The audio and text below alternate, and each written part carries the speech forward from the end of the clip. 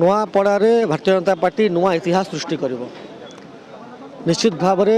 ଭାରତୀୟ ଜନତା ପାର୍ଟିର ସରକାର ମୋହନ ମାଝୀଙ୍କ ସରକାର ଲୋକଙ୍କ ସରକାର ଏକଥା ପ୍ରମାଣିତ ହୋଇସାରିଛି।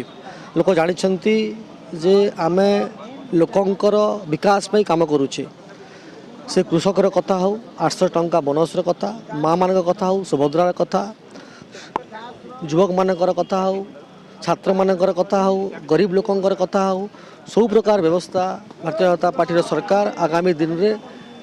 ଆକ୍ସନ୍ କରିବାକୁ ଯାଉଛି ଏବଂ ଆଗରୁ ମଧ୍ୟ ଆମେ କରିସାରିଛୁ, ପ୍ରମାଣିତ କରିସାରିଛୁ। ଲୋକମାନେ ସରକାର ସହିତ ଅଛନ୍ତି, ଲୋକମାନେ ବିକାଶର ସହିତ ଅଛନ୍ତି ଏବଂ ଆପଣମାନେ ଦେଖିଥିବେ ଯେ ବିକାଶ ପାଇଁ ମାନ୍ୟବର ମୁଖ୍ୟମନ୍ତ୍ରୀ ଶ୍ରୀଯୁକ୍ତ ମୋହନ ଚରଣ ମାଝୀ ମହୋଦୟ ଆସିକରି 1400 କୋଟିରୁ ଉର୍ଦ୍ଧ୍ୱ ଟଙ୍କା ନୂଆପଡ଼ାବାସୀଙ୍କୁ ଦେଇଛନ୍ତି ନୂଆପଡ଼ା ବିକାଶ ପାଇଁ।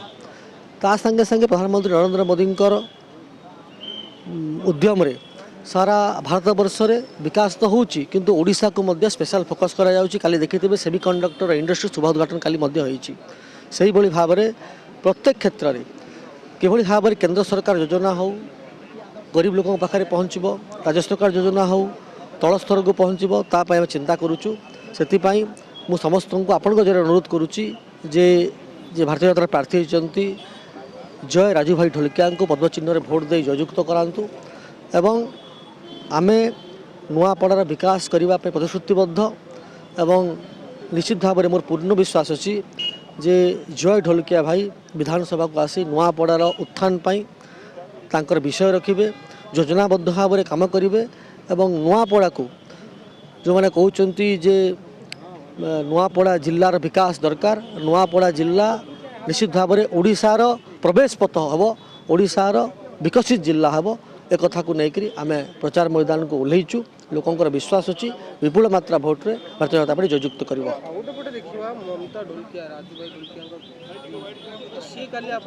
प्रचार को ओह्लैपटे विजु जनता दल कहते राजूभाई ढोलकिया आरंभ भारतीय जनता पार्टी विरोध तो ममता ढोलकिया रास्ता को प्रचार को ओह्लैवा यहाँ गोटे कौन मास्टर स्ट्रोक कि विरोधी देखु विरोधी लोकं को मिछ कथा कहीकि भुआ बुलाई भावुले सिद्धहस्त से कथा 2024 प्रमाणित हो सारी से विषय मोर किसी कहबार ना। लोक जानी सारी जो दीर्घ 24 वर्ष धरिक भुआ बुलाऊला जो सरकार ताको लोग प्रत्याख्यान करती किसी कहबार आवश्यकता ना बोली मो अनुभव हो कथा कहि निश्चित भाव में राजू भाई ढोलकिया लोकंर साहित्य थिले से जड़े समाजसेवी थिले लोकंक निज आड़ू समाज सेवा क्षेत्र में अनेक कार्यक्रम करुले एवं तांकर कथा को लोक ए मन रखिंट लोक निश्चित भाव में जना समाजसेवी पुओ हिसाब से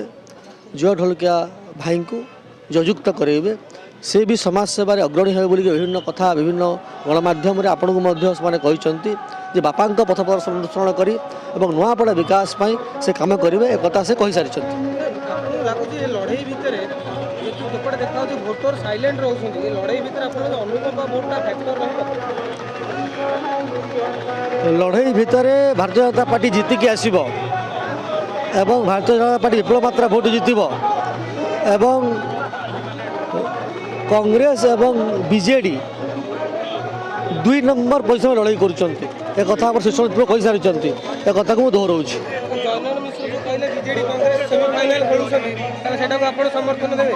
100% समर्थन देवे से फाइनल खेलु ना से रौप्य पदक से कंपिटिशन कर तो कहली विपुल मात्रा